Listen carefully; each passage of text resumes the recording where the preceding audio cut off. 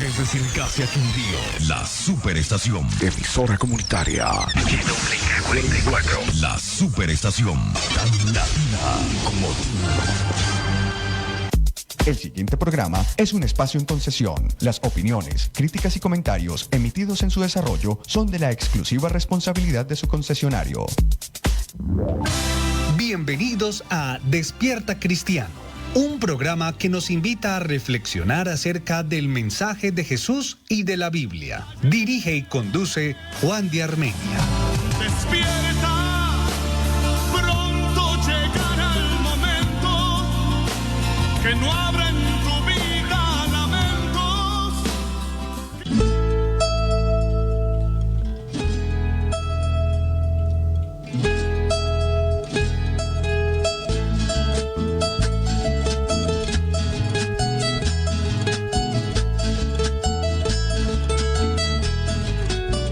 Hola, muy buenos días, bienvenidos todos a Despierta Cristiano. Hoy es 18 de junio de 2024 y yo soy Juan de Armenia, que desde el departamento del Quindío estoy haciendo la última llamada para todos aquellos que estén pensando en buscar su salvación.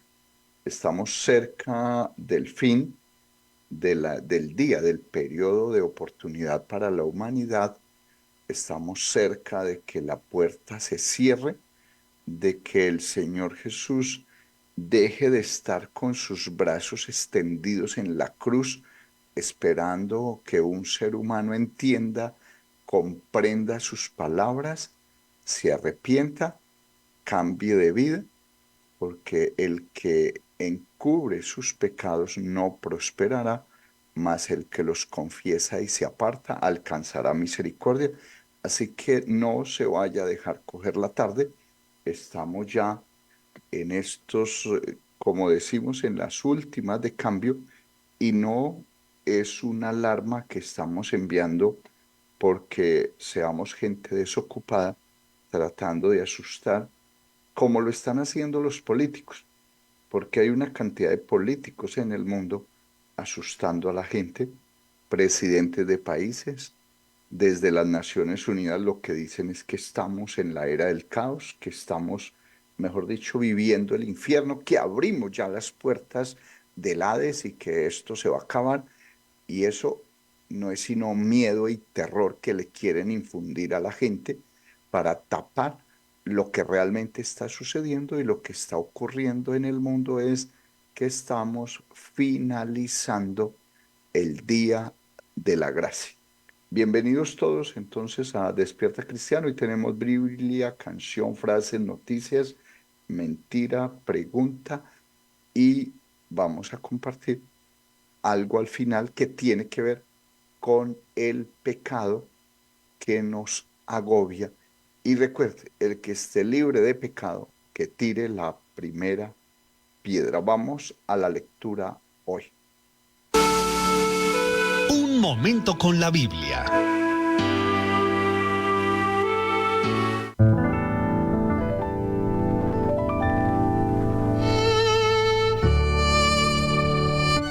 Proverbios capítulo 29, versículo 1. El hombre que reprendido endurece la cerviz, de repente será quebrantado y no habrá para él medicina. Cuando los justos dominan, el pueblo se alegra, mas cuando domina el impío, el pueblo gime. El hombre que ama la sabiduría alegra a su padre, mas el que frecuenta rameras perderá los bienes. El rey con el juicio afirma la tierra, mas el que exige presentes la destruye. El hombre que lisonjea a su prójimo, red tiende delante de sus pasos. En la transgresión del hombre malo hay lazo, mas el justo cantará y se alegrará. Conoce el justo la causa de los pobres, mas el impío no entiende sabiduría. Los hombres escarnecedores ponen la ciudad en llamas, mas los sabios apartan la ira. Si el hombre sabio contendiere con el necio, que se enoje o que se ría, no tendrá reposo. Palabra de Dios, palabra de verdad, palabra oportuna, consejos sabios que nos dan en la Biblia, y no hay ninguno de estos 9 proverbios, de estos 9 versículos, tiene como algo que nos sirve. Todo es útil. Mire que cuando los justos dominan, el pueblo se alegra, mas cuando domina el impío, el pueblo gime. Oiga, qué bonito versículo, qué bonito enviarle este mensaje a los gobernantes, enviarle este mensaje al alcalde de Armenia, por ejemplo. Cuando los justos dominan, el pueblo se alegra, mas cuando domina el impío, el pueblo gime.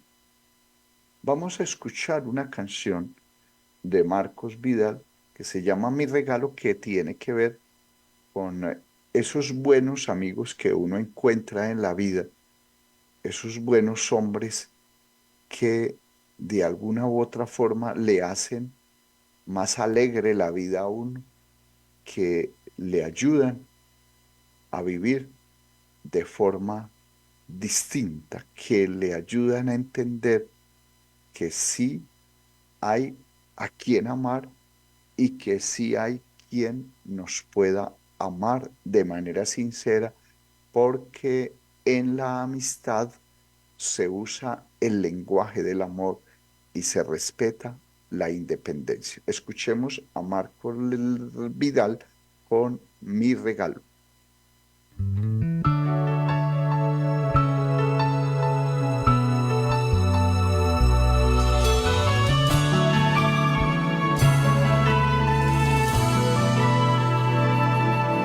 No son muchos, pero Dios los puso ahí, un poquito más cercanos, me los regaló a mí, para hacerme comprender un poco más el calibre del amor de mi Padre Celestial. No son muchos, pero no los hay mejores en la tierra, sin temor a los leones en la arena, solo pendientes de que alguien me proteja, aunque el precio sea mayor. Son amigos y no tengo que dar nombres o apellidos, porque ellos mismos ya se saben aludidos. No son muchos, pero Dios los puso ahí, extranjeros de otra talla, tan insólitos aquí, que me respetan y regañan a la vez, y me quieren como soy, aunque me conocen bien. Están cerca, no me es fácil engañarles, porque llevan mis heridas y miserias en su pecho, aunque jamás me echan en cara lo que han hecho, aún teniendo una razón. Son amigos, no hace falta dar sus nombres o apellidos, porque de sobra ellos se saben aludidos. Son amigos, son pocos amigos, se pueden a veces contar en los dedos de las manos, pero ahí están. Es personas sinceras que ofrecen una amistad sin ningún interés, porque precisamente la amistad es un vínculo de amor. Tenemos hoy también frases. En Despierta Cristiano, la frase del día.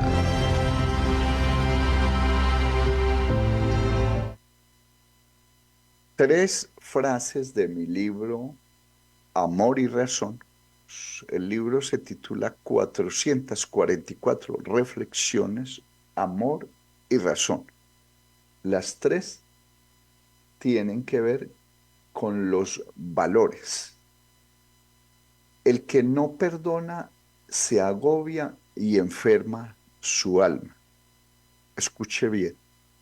El que no perdona se agobia y enferma su alma. Al que te pida, dale amor. Y al que te quite, perdónalo. Repito, al que te pida, dale amor. Y al que te quite, perdónalo. Cuando el fin es noble, los medios deben ser tiernos. Cuando el fin es noble, los medios deben ser tiernos. Vamos a las noticias. A todos los bautizados en el nombre del Señor Jesús se les informa que el día de la gracia está por terminar y hay que volver a casa. Llegó el momento de escuchar las noticias del fin.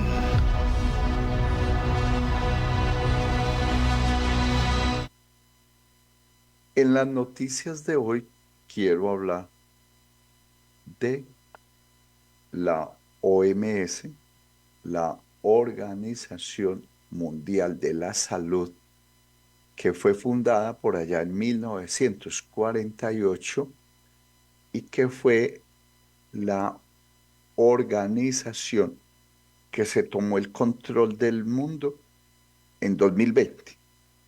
Ellos daban recomendaciones y los países se cerraban. Ellos decían cuáles eran los tratamientos permitidos y cuáles no.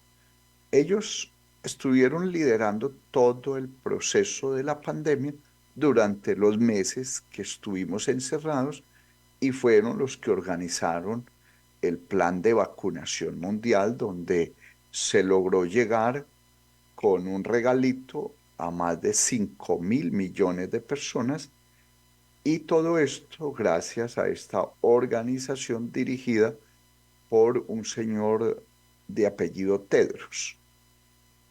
Pues les cuento que en mayo de 2024, hace apenas unos 20 días, se firmó en la Asamblea Mundial de esta organización el Tratado de Pandemias para su adopción inmediata. Ese tratado que firmaron es de carácter vinculante.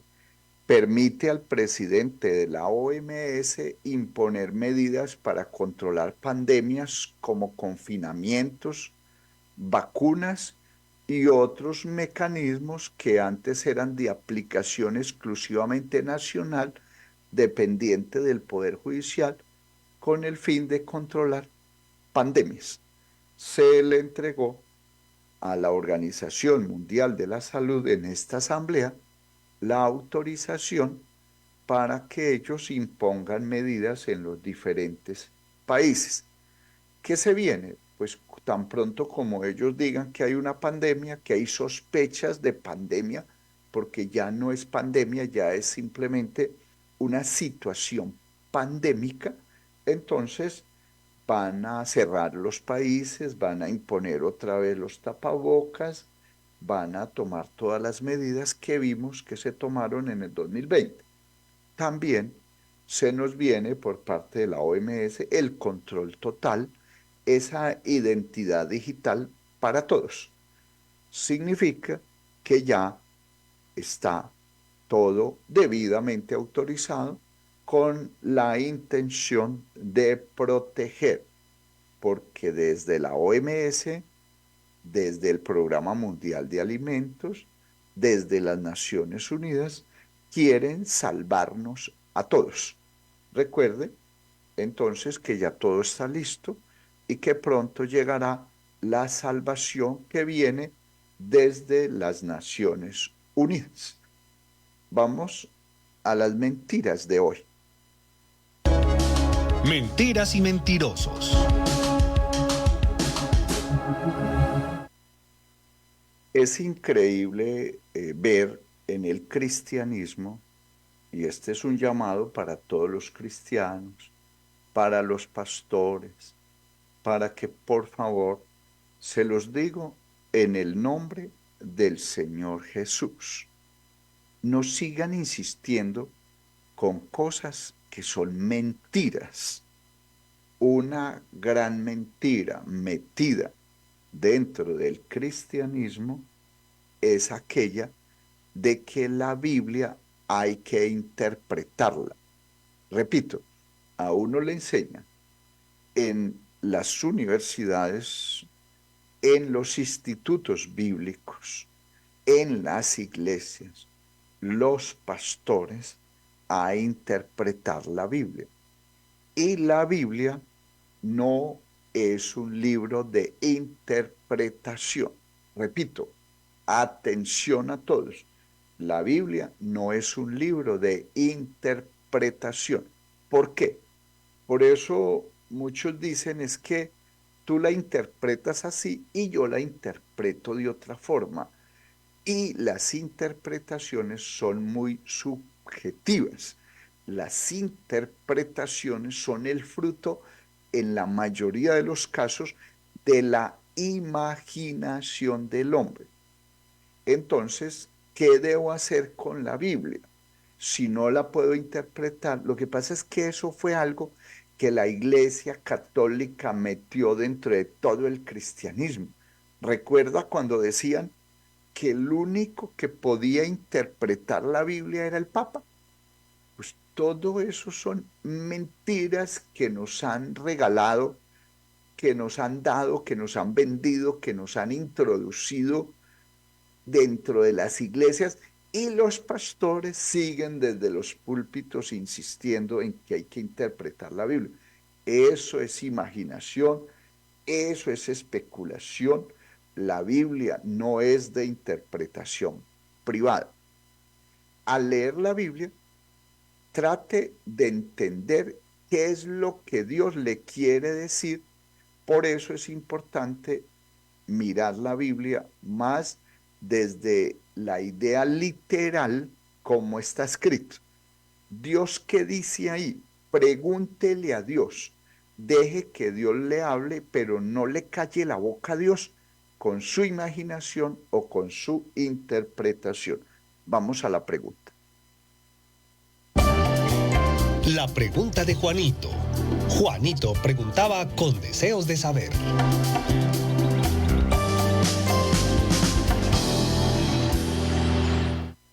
Muchos me preguntan cómo debo leer la Biblia. Primero, no la lea como lo hacen muchos, dizque a la suerte. Voy a poner la Biblia aquí, yo abro y lo que me diga eso hago. Y entonces si le sale que Judas se ahorcó, se va a ir a ahorcar. Entonces, no, la Biblia no se lee a la suerte, primero.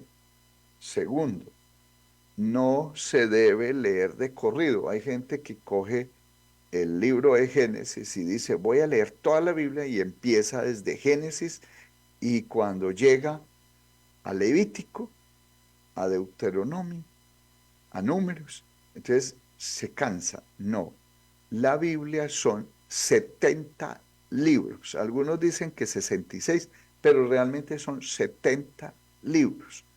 Esos 70 libros son 27 en el Nuevo Testamento y 43 en el Antiguo Testamento.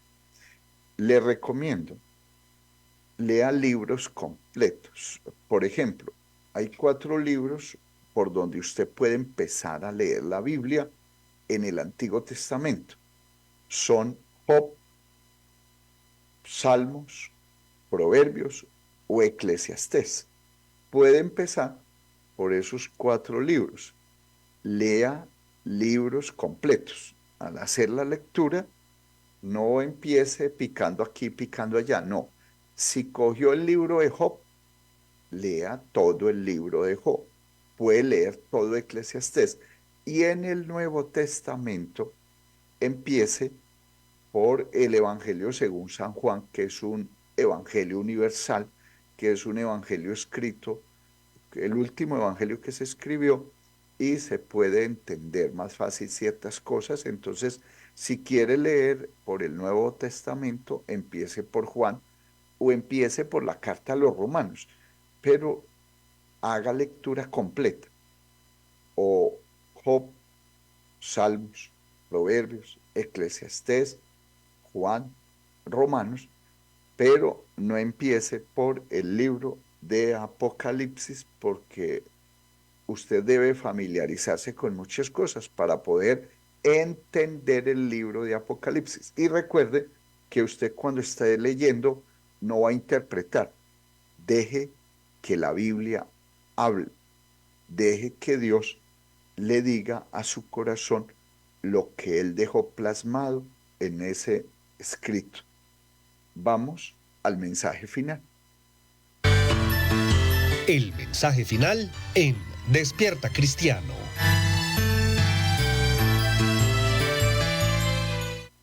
Hemos estado hablando de el pecado y los pecados. El pecado es el mal que mora en mí, que vive en mí, que está en el corazón de todos los seres humanos, que ninguna persona se ha podido quitar el pecado. Y eso es lo que nos impulsa, nos incita, nos invita, nos empuja a hacer lo malo. Eso es lo que llamamos tentación. Las tentaciones vienen a nosotros no de forma externa, como algunos lo hacen creer.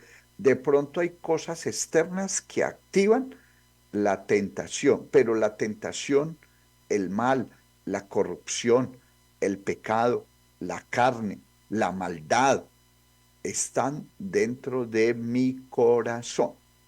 Y eso nadie se lo ha podido quitar. Los pecados son las acciones malas que nosotros cometemos al no dar en el blanco, al no guardar los mandamientos de Dios, al ser injustos, al matar, al robar, al fornicar, al mentir, al no poner en primer lugar a Dios. Y ese tipo de pecados, que son 10 mandamientos, más una serie de consejos que nos toca que evitar para no caer en esas tentaciones, pues los pecados que usted comete, cuando los comete, se convierten en una culpa, en un castigo. Y ese castigo que usted merece puede ser perdonado. ¿Y cómo alcanzo yo el perdón de mis pecados? A través del bautismo en el nombre del Señor Jesús, única y exclusivamente en ese nombre. No hay otro nombre debajo del cielo dado a los hombres en el que podamos alcanzar salvación, en el que podamos alcanzar perdón de pecados. Eso debe quedar claro, y creo que he sido siempre muy insistente porque me interesa la salvación de su alma. Usted no ha visto que la insistencia en muchos lugares los domingos no es que usted alcance el perdón de los pecados, sino que él se meta la mano al bolsillo y lleve la plata. Entonces, desde mi punto de vista es, primero, busque el reino de Dios y su justicia. Y buscar el reino de Dios y su justicia es obedecer la palabra de Dios, y la palabra de Dios dice que el perdón de pecados es a través del bautismo. Luego que yo me hago bautizar, ya no tengo que volverme a hacer bautizar, pero cuando peco, me debo arrepentir, pedir perdón, y el que confiesa sus pecados y se aparta alcanzará misericordia. Pero ¿cómo me quito el pecado?